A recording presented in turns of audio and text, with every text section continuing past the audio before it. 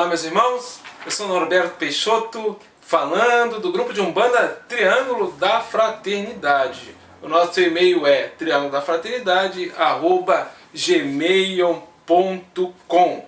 Posso incorporar em qualquer lugar? Se uma pessoa tem que trabalhar e se a mesma não entrar para um centro, ela pode receber algum guia na rua, no trabalho ou em qualquer lugar? Vamos refletir hoje sobre essas duas perguntas. Posso incorporar em qualquer lugar? Pode. A mediunidade, ela é uma sintonia dentro da lei da afinidade, que o médium é médium o tempo todo. Então pode-se sim incorporar em qualquer lugar. Se uma pessoa tem que trabalhar no centro e se a mesma não entrar para o centro, ela pode receber algum guia na rua, no trabalho ou em qualquer lugar? Um guia, não. Um guia da lei de Umbanda, ele não incorpora em qualquer lugar. E eu explico. Por uma dificuldade técnica. Quem é que incorpora em qualquer lugar? O médium pode incorporar em qualquer lugar? Pode. Mas quem é que incorpora em qualquer lugar? Se nós entendemos um guia como um guia de luz, que já tem o seu perispírito mais sutilizado e ele tem tarefas dentro do mediunismo de terreiro sobre a lei de Umbanda, ele tem uma dificuldade técnica de rebaixamento vibratório. Ou seja, o espírito comunicante do lado de lá, ele precisa rebaixar o seu perispírito e os médiuns, por sua vez, têm que elevar o seu psiquismo para que a sintonia, primeiramente a nível mental, se estabeleça e, segundo, o envolvimento fluídico, vibracional que se dá na aproximação do perispírito da entidade comunicante com o perispírito do médium, que ele fica levemente expandido, desacoplado, digamos assim, do seu eixo central, né, do seu duplo etéreo, do seu corpo físico. Então, há a necessidade da constituição de uma reunião, de uma assembleia com objetivos comuns, conduzidos aí, organizados por um método ritual, para que se elevem as vibrações e o psiquismo dos presentes e a partir daí os guias consigam atuar nesta egrégora, se fazendo entender, se fazendo comunicar através dos estados alterados de consciência no mediunismo terreiro. Então, os guias de fato e de direito, eles têm dificuldade, eles não conseguem incorporar em qualquer lugar. E o guia não estaria aí expondo o seu médium em qualquer ambiente, principalmente dentro da diversidade de opções religiosas, que nem todos entendem ou aceitam os estados alterados de consciência que são característicos dos transes rituais de terreiro. Então imagina você incorporando na rua, no shopping, no seu trabalho, no corredor. Ficaria engraçado. Que guia é esse? Bom, cada um tem seu guia. Tanto cegos guiando cegos por aí, não é verdade, meu irmão? Continuando aqui as nossas interpretações, e trabalhar em casa, posso incorporar e trabalhar em casa? Pode. Qual é o problema? Quantos espíritos estão aí à disposição para que você trabalhe em casa? Tem vários que não tem um médium, não tem um direito de baixar num terreiro. Mas aí poderia nos perguntar, sim, mas quantos centros de Umbanda começaram com os espíritos incorporando na cozinha, nas garagens, no quintal? É verdade, começaram.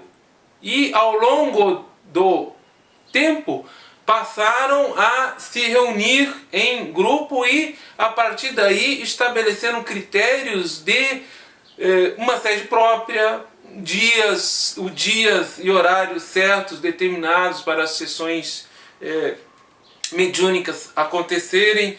Então, quem são os espíritos que ficam à disposição do médium para atender problemas de familiares, problemas de parentes, de vizinhos, e com agravante que o médium ele está envolvido emocionalmente, principalmente com a questão de familiares. Então ele acaba, por mais que ele tenha destreza mediúnica, digamos assim, ou segurança, acaba interferindo, influenciando nas orientações, nos aconselhamentos, e espíritos esses que se vinculam a essas líderes domésticas, a famílias, eles acabam ficando espíritos domesticados, digamos assim, dependentes e morando muitas vezes na contraparte etéreo-astral das residências. O lugar dos espíritos é no mundo espiritual. Os guias de luz, eles se rebaixam nas sessões de Umbanda para virem desempenhar suas tarefas durante aquele tempo e depois eles retornam para o mundo astral.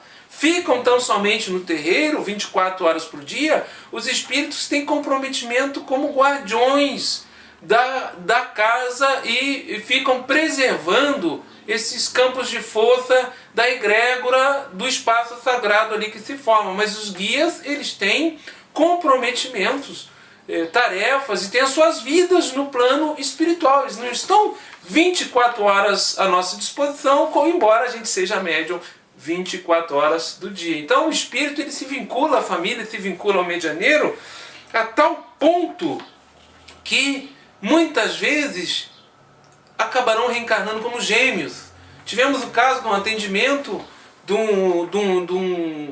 de gêmeos que a dificuldade da mãe durante a gestação de fixar aquela gestação, porque a sua barriga estava muito grande, e nos atendimentos que nós fizemos, foi nos orientado que aqueles espíritos tinham um grande comprometimento um com o outro no campo da magia, que um encarnação passada estava desencarnado e o outro encarnado, e se vincularam de tal maneira que estariam tendo que voltar juntos como gêmeos numa mesma encarnação para a partir daí conseguirem se separar e seguirem caminhos que não fossem de dependências recíprocas um do outro. Então veja até que ponto o mediunismo doméstico, aonde o espírito fica domesticado ao médium e dependente dos fluidos, morando na casa, as consequências que isso pode ocasionar dentro da lei de reencarnação. O médium, a grande maioria dos médios, assume compromissos antes de reencarnar e combina determinadas tarefas, seja no centro espírita, seja em outras confissões religiosas mediúnicas, seja na Umbanda. E por algum motivo, na sua encarnação, através do seu livre-arbítrio, ele pode desistir deste comprometimento e continua sendo médium. Sendo que os espíritos que teriam compromisso com ele naquelas tarefas, naquele compromisso mediúnico assumido, que foi combinado num determinado terreiro ou centro, eles não vão ficar à mercê do médium que desistiu. Eles têm as suas atividades, seus programas de vida no mundo espiritual e a opção de vibrarem em outros médios. Então nós não somos proprietários dos nossos guias. Os guias de Umbanda, eles têm uma vinculação com a causa, com o coletivo. Individualidades e particularidades, espíritos instruídos, benfeitores, não se vinculam a essas pequenas coisas da nossa vida a ponto de estarem à nossa disposição sempre que a gente queira incorporar e chamá-los no lar. Há que se comentar que hoje, um dos motivos que muitos médiuns estão, talvez, motivados a desistirem das suas mediunidades nos terreiros ou nos centros espíritas, é as facilidades que tem hoje. Hoje é muito fácil você pegar os fundamentos, por exemplo, para fazer uma tronqueira na sua casa, uma firmeza, um altar pela internet, sem pré-requisito. E a partir daí, é um passo para você estar incorporando em casa. Afinal, você já tem a tronqueira, você já dispôs a firmeza, você já tem o altar. Mas veja bem, como é que você consagra isso, meu irmão? Que egrégora que você está consagrando, você sozinho, trabalhando sozinho. E a egrégora necessária, que ela se dá através da reunião com objetivos comuns para elevarmos o nosso psiquismo e daí sim os guias atuarem. Que egrégora que tu forma sozinho, se mesmo Jesus procurou os 12 para depois começar a sua pregação. E muitas vezes esses fundamentos, esses ensinamentos de tronqueira, de firmeza, de altar, de assentamento, são passados sem pré-requisitos. A pessoa pode estar com um grau de bipolaridade, esquizofrenia, uma psicopatia, ela pode estar num processo sério de obsessão. E aí, você vai lá e ensina a fazer uma firmeza, uma tronqueira, mas vai firmar o quê? Que tronqueira é essa? Vamos refletir a respeito em relação a isso aí. Todos são livres. E para ser médium de Umbanda é necessário estudar. Ainda hoje recebemos e-mails de pessoas nos relatando que chegaram em determinados centros de Umbanda e eram proibidas de fazer pergunta ou de estudar.